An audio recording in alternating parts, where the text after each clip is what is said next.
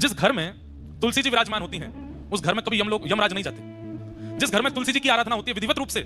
उस घर में पितरों को तर्पण आदि किया जाता है, पितरों का पिंडदान आदि किया जाता है, पर वास्तविकता में जिस घर में तुलसी हरी भरी खूब मात्रा में विराजमान होती हैं उस घर के पितर मुक्त हो ही जाते हैं। जिस घर में चंदन घिसने के बाद में तुलसी जी को थोड़ा सा, तुलसी जी की जो काष्ठ होता है या तुलसी जी का पत्र घिस करके चंदन में अगर मिला दिया थोड़ा सा और उसको ठाकुर जी को निवेदित किया जाए, फिर ठाकुर जी को निवेदित करने के बाद अपने अंग पर लगाया जाए, तो जन्म से लेकर के तुलसी अंकित चंदन लगाने तक उस दिन तक जितने पाप बने सब नष्ट हो जाते हैं तुलसी जी का चंदन लगाने से। तुलसी जी के जो काष्ठ हैं, तुलसी जी की जो लकड़ी होती है, हमने परम पूजनीय प्रातः स्मरणीय श्री मलुक पीठ वाले महाराज जी को देखा, इतनी बड़ी तुलसी जी की काष्ठ एक रहती है उनके पास,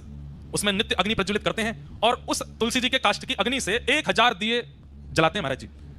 नित्य संध्या में शाम को। तो हमने महाराज जी से पूछा, महाराज जी इसका क्या फल है? तो महाराज जी बोले तुलसी जी के काष्ठ से एक दिया प्रज्वलित करने से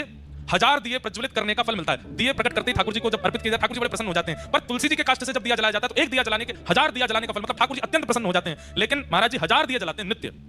एक तुलसी काष्ठ से, और इतने छोटे छोटे छोटे छोटे दिए 1000 दियों का एक इतना बड़ा बना लेते हैं, उसको प्रज्वलित करते हैं और फिर ठाकुर जी की आरती करते हैं उससे। ठाकुर जी इतने प्रसन्न होते हैं उससे। तो हरी भरी तुलसी हो तब मत कुछ करना, जब काष्ठ कहीं तुलसी जी के आसपास कहीं प्रकट हो जाए, टूट के अपने आप नीचे आ जाए, उसको संभाल के रख लीजिए। नित्य उस काष्ठ में थोड़ी अग्नि प्रज्वलित करो, उससे दिया जलाओ, दिया जलाने के बाद उस अग्नि को बुझा के उसकी रज अपने माथे से लगा के काष्ठ को रख दो। इतने प्रसन्न होते हैं ठाकुर जी उससे प्रकट दिए से आरती करने से। अभी तो कार्तिक का महीना, हमारे यहाँ तो तुलसी जी से ही आरती करते हैं वृंदावन में, ठाकुर जी बहुत प्रसन्न होते हैं। तुलसी जी जिस गमले में लगी हो उसकी रज,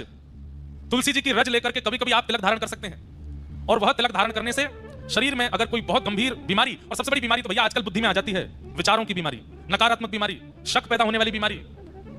और सही बात है गलत मार्ग पर चलने वाले विचार चित्त में आने लगते हैं, तुलसी जी की रज अपने माथे से लगाने से और माथे पर रज लगा के ठाकुर जी की आराधना करने से विचार शुद्ध होते हैं।